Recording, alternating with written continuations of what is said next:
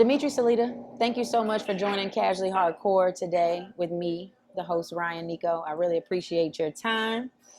And let's just hop right into it, unless you have any questions for me to start. How casual will this be? Pretty casual. Basically, Casually Hardcore is all about trying to get casual fans of boxing. You know, I'm pretty new in the sport. I've been around about 2 years. So I'm hoping that casual fans like myself who haven't had much time and just like the sport will draw more into the sport and find a deeper passion for it. And I'm hoping that hardcore fans will appreciate my enthusiasm like yourself for your sport. I like it. So that's what that's all about. I like it. But we want to know, we at Casually Hardcore, we want to know what you're about. And there's a lot that goes into a person starting with a name. So your name is Dmitry Salita. Can you explain a little bit about the background of your name and where Salita, who is Salita? I was born in Odessa, Soviet Union, Ukraine. My family immigrated to Brooklyn, New York in 1991. And my friends and close associates call me Dima. Dmitry is my official name, and I was named after my great-grandfather, whose name was David. Got it. Okay. And so, help me understand though. Salita is a Jewish last name?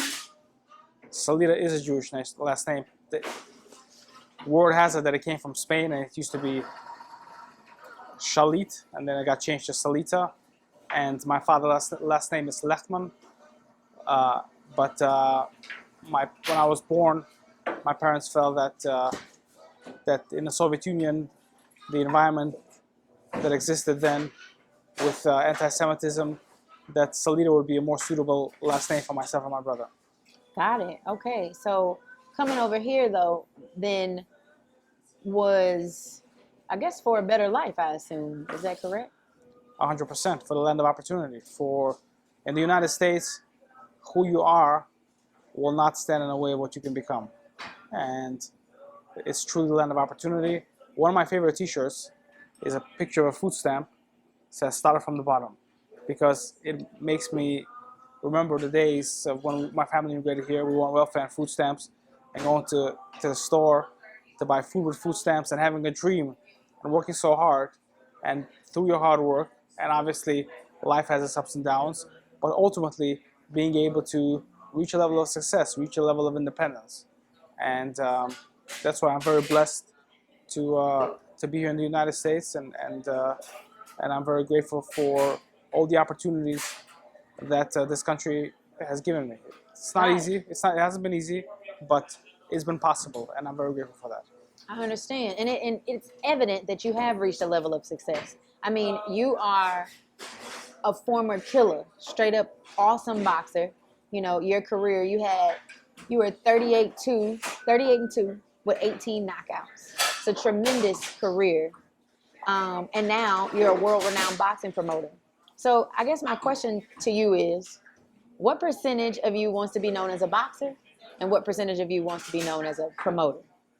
That's a great question. My passion for the sport, first of all, I love the sport of boxing. And my passion for the sport started with the love and with myself actually boxing. And as a boxer, I've been through various levels of amateur boxing, from starting when I was 13 years old, going to the Silver Gloves, the Junior Olympics, Junior Metros, the Mayor's Cup, Ohio State Fair, New York State Fair, all these different tournaments, and progressed through these levels of Golden Gloves, national championships, and then I turned professional. And really early on in my career, the business side of boxing started to interest me. And my first promoter was Bob Arum, one of the biggest, maybe the greatest promoter of all time. And I was really exposed to a very high level of boxing, the way it should be done from my first fight, really. You know, I got inducted into the New York State Boxing Hall of Fame last month, and it was a really special moment for me and made me feel very good inside, because since I was a kid, I put in so many years of hard work and dedication to the sport. I really wanted to be the greatest boxer, one of the greatest boxers of all time. Because when you start something, in my opinion, your intent has to be that, to be the best champion ever. and that intent was with me really every step of the way since I was 13 years old, through my amateur career, through the pros. And then you retire, and people kind of, some remember, some forget, and to be recognized in such a way is really incredible and very meaningful to me. And I got inducted into the Hall of Fame with Zab Judah and Paul Malinashi, who are my contemporaries, guys that I grew up with. Zab a little bit older than me, but when I started training at Stereo City Boxing Club, I used to see Zab all the time. So it was very special. So yeah, I would say that my love for the sport of boxing starts with my boxing career, and yeah, there's a certain part of me obviously that would appreciate being appreciated for dedicating 20 years of my life to the sport of boxing as a fighter. But you have to be, whatever you're doing, you have to try to be the best at it. Now I'm fully focused on boxing promotion, and as a boxing promoter, just as like in the pound for pound, there is really no number one. There is no number one. There's a couple of number ones, and they kind of fluctuate, close to number one. So my goal is to strive to be one of the number ones. And you have to, if you want to be successful, you have to strive for the ultimate perfection within that industry. That's my opinion. Got it. So that being said, if there is no number one, but you are striving to be the top promoter in the world, currently, where would you rank yourself in that pool of promoters? Well, I don't have an exclusive TV deal, and I've been able, like Top Rank and Matchroom and PBC, and I've been able to navigate through the boxing industry and get my fighters significant opportunities and get them rated without having a TV deal, and reestablish boxing in Detroit in a significant way without a TV deal. So it's much harder to do that, to make lemonade from lemons, than to make fruit salad from a variety of different fruits. So but at the same time, there are many challenges at the place that I'm at currently, and I really believe that I'm ready for a TV deal to service my fighters and to service the fans, and I really believe that I will be a service and will add significantly to the sport of boxing. However, with that being said, I'm very grateful that through my process as a promoter, I really started from a club level show. Even though I was a successful fighter, I wasn't as famous as Oscar De La Hoya or Floyd Mayweather, where I would come to HBO or Showtime and say, guys, I'm now my own promoter, you want me to fight on your network? Give me 8 dates for my fighters. So I was never that popular. I had some relationships and knew people, but so I really started to promote my own events and was involved with everything from getting insurance to matchmaking to setting up chairs to getting fights approved with the commission. So I'm very grateful that I was able to learn the industry, first of all, as a boxer from the amateur level through the professional ranks, to being signed with Bob Arum and seeing the top, and then as a promoter, starting from a club level show, to promoting events on Showtime and DAZN and HBO, etc. So while I'm grateful for the process, I feel that within the near future, it's time to graduate to the next level of having a TV deal for the fighters and for the fans.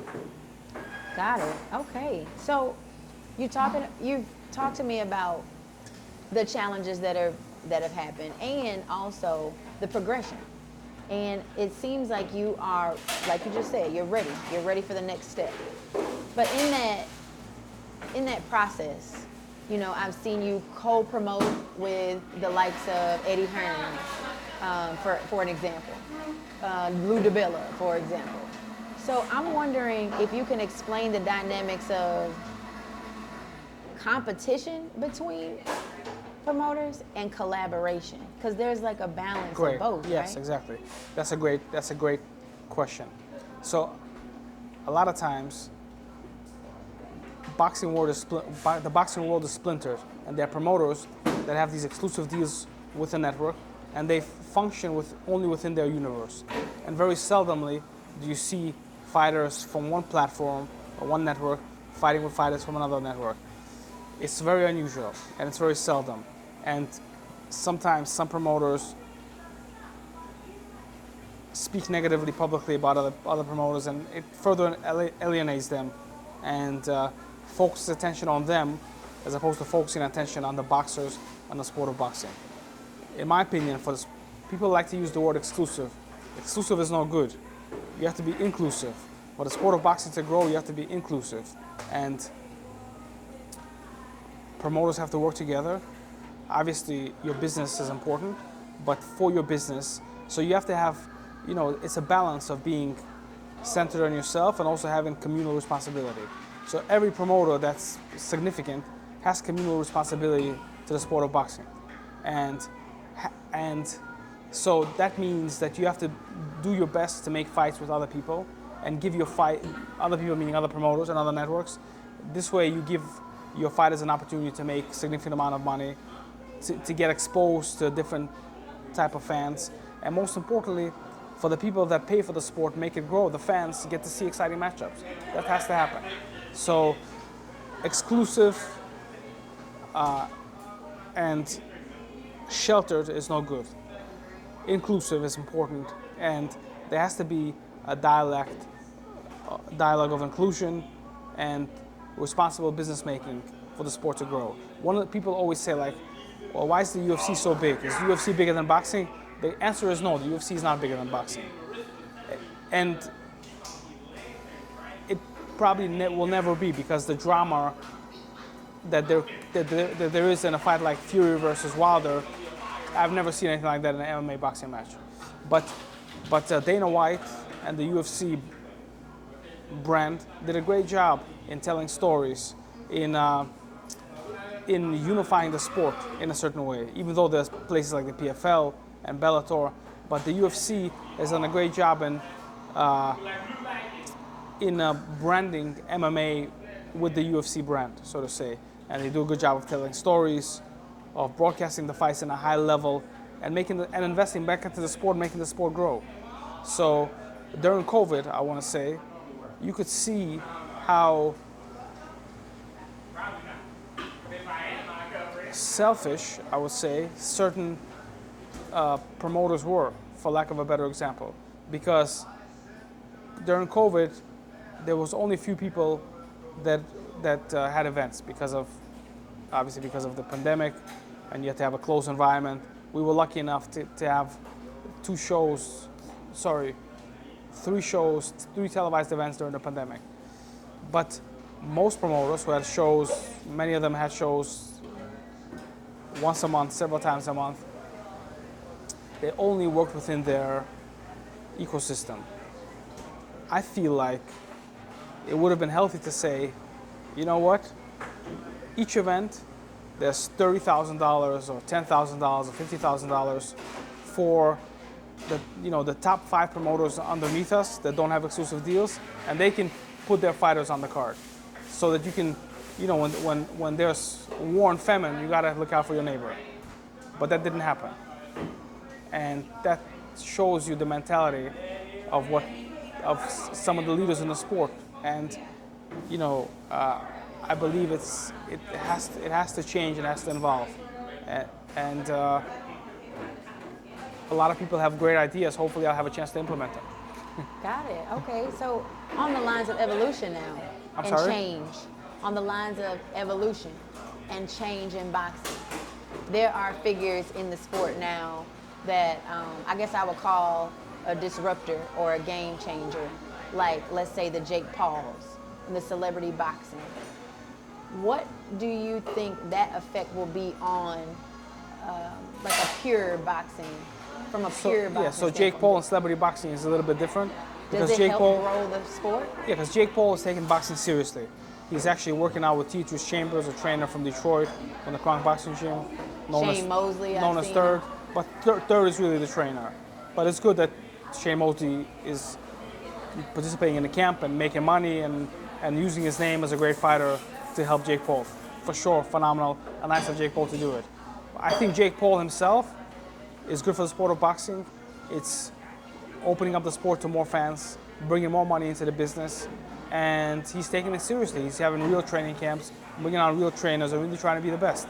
Look, he just lost, and instead of giving up, he's trying to improve himself. You have to respect it. Right. And he's a great entertainer. He's a great brander, and he's branding himself in a very good way. So he's great, but celebrity boxing and all this gimmicky stuff, I'm not for it. I don't think it's healthy. I don't think it's good for the sport. I'm not sure who watches it. And there was an incident that happened last week, with a female boxer that won on Flash people, and there was a huge outcry from the industry, backlash from the industry. And Eddie Hearn, and I agree with what he said that the sport of boxing or the world lacks role models. And it's like, we're content providers, and we have to be responsible with what we put out there. Obviously, these boxers are individuals, and you have no control over what they do. Sometimes people bite other people's ears. You have no control over what happens in the ring. But however, as a provider of content and as someone who's responsible for the sport of boxing, with great power comes great responsibility. So there comes a responsibility and I believe that celebrity boxing and people that don't take boxing seriously, 100%, should not participate in a sport in a wide broadcast way. They say we don't play boxing. Sometimes people say, when's your next game? And the trainers always say, boxing is not a game. We don't play boxing. So we don't play boxing. Speaking of not playing, I just saw 3 of your fighters this past weekend on the Alicia Baumgartner, Christina Lenarditu card. And they weren't playing. Joshua Double J Pagan, Joseph Suge Hicks, your heavyweight, the 989 assassin, Jermaine Franklin, they all did their thing this weekend on that card. And my question for you is, what goals do you have for these particular boxers? So it was very good that all the guys had very impressive wins. For Joshua Pagan and Joseph Hicks, both 8-0. This is their 4th fight this year. We're on month number 7, July. So it's very unusual for fighters to stay so busy, but I believe activity is very important, and I'm very grateful to have been able to provide these opportunities for my fighters. Both of them fought on the June 3rd Claressa Shields undercard, and they came right back and fought here in Detroit, again at the Masonic Temple, also on the zone. So really great that they got these opportunities, and both looked really phenomenal. June 3rd, both took a step up and fought very good fighters. So next step for them would be to get a significant fight with exposure towards the end of the year. And I'm currently working on that possibility. Got it. Jermaine Franklin had 2 significant fights away from home against Dillian White and Anthony Joshua, 2 of the best heavyweights in the world, and showed himself in a very respectable effort. So the next step for him would either be another fight like this or something more significant, like a Deontay Wilder, Andrew Ruiz, something along those lines. Got it. And you think he's ready? Oh yeah, for sure. He's definitely ready. He showed that he's ready when he fought Dillian White and he fought Anthony Joshua. And he internalized those experiences. He had a win. So he's focused and ready to rumble, for sure. Okay, awesome. And then you also have another world-renowned boxer in your stable. You mentioned the Claressa Shields card that happened June 3rd at LCA. But we all know this woman is awesome. She just won an ESPY. I'm wondering, how does Claressa's success affect Salita Promotions in general? Oh, Claressa's success affects us in a huge way. I'm very grateful to have been part of her historic journey and very happy that she chose to work with me. I really believe that myself and her manager, Mark Taffet, did the best job with her. I don't think that anyone would have done a better job with Claressa in promoting and positioning her with the opportunities that we have done for her. I read about Claressa Shields in a Wall Street Journal in 2016 before she won her 2nd Olympic gold medal. And when I read the article about her, all of these bombs went off in my head, because it was when Hillary was running for president. Women empowerment was at an all-time high. She's from Flint, Michigan. already an Olympic gold medalist. I was like, man, this is out of the Olympic Games, which is the usual time that a hot prospect comes out. I thought to myself, there's no one better than Clarissa Shields. And as fate would have it, I got a chance to meet her at Burston Fieldhouse and told her my dreams for her and my plan, and she liked it, and the rest is history. Really, the rest is her story. And her first fight with me was at MGM Detroit. She was the main event on Showtime, first time a woman was ever a main event on cable network television in the United States. And June 3rd, she opened up big time boxing in the city of Detroit. This month she won ESPY, and last year she beat her rival Savannah Marshall in England in the most watched boxing event, women's boxing event on Sky ever. Wow. Sorry, the most watched women's sporting event ever on Sky. Okay, so it might be safe to say that you could be considered a visionary. And that being said, I'm wondering, what do you see, or what do you envision regarding the future of boxing in Detroit? We've just come off of two big shows, headlined by women. You know, where does it go from here in Detroit? Is it here to stay? Is it what's happening? What are the rumblings, or you think the future looks like? We're certainly working in a direction for it to stay, and there has to be a consistent development series where young fighters can develop a relationship with the fans and with the press, and have a chance to progress in their hometown, and have opportunities to be able to step up in significant fights in their hometown, so that this way, when a fighter is 1-0, 5-0, 8-0, 14-0, fans can feel for them when they have easy fights, when they have tough fights, when they get cut, when the fight goes the distance. They become part of their life. And now with social media, and we become connected and become ingrained in their story. So the key in Detroit is to have a consistent series, and working towards that with the significant partners and players in the Detroit business sports venue community. Detroit is one of the few cities in the United States that has all the major league teams, like baseball, football, soccer now, basketball, and I feel that boxing, it's been the sport of boxing that has brought championships to the city of Detroit. Tony Harrison, Clarissa Shields, Cornelius Bunridge. If you go way back, obviously Hilmer Kenty, Tommy Hearns, Emmanuel Stewart. Now Sugar Hill Stewart, Emmanuel's nephew, trains Tyson Fury, who is one of the greatest heavyweights of all time.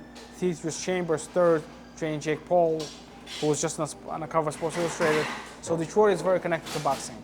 And there's so much talent here that with some structure, when events happen here, it invigorates the young kids in the gym that go to the train. They know that one day, maybe in 3 years, I'm gonna fight in Little Caesars Arena and make a significant amount of money.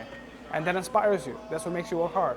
So we would want that to happen. And again, I started boxing at Stereo City Boxing Club, which was in a basement of a parking garage in Stereo City. No running water, no air conditioning, no heat. Really a tough place. And I see many gyms in Detroit that resemble that roughness.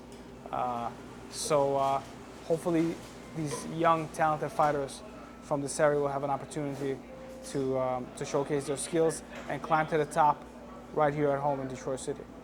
Got it. And just to wrap up, I'm wondering if there are any last words you have for maybe a young up-and-coming boxer who may not have the best situation or the best environment around them right now. You are a living testament that you can be successful through the sport of boxing. So what would you say to someone who was once like you before you started boxing? Well, I would say that you have to have linear focus, and it's never going to be perfect. There's always going to be some things happening. When I sign fighters, I look at their amateur career, not necessarily the amount of times they won or lost, but at the national titles and the significant titles that they won. Because when a fighter has a long-term successful amateur career, it shows me that he's able to deal with life and still be successful. Because everybody breaks up with their girlfriend, someone dies, you lose a job, whatever. Life happens, a million things happen in life, and to be able to deal with it and still be successful is what it takes to be successful in anything, really. And I would say, first of all, I discourage anyone to turn professional. I discourage. Kids come to me and say, should I turn pro? I say no. I think boxing is a great sport, and everyone should do it for its benefits. But only a select few should turn pro. Even only if you were an elite amateur and you really want to do this and you're ready to sacrifice your life and sacrifice many comforts of hanging out, of eating and living life like a regular human, like a regular person, should you decide to be a boxer. Because it's a very difficult, tough journey to the top. But you can do it. It could be done.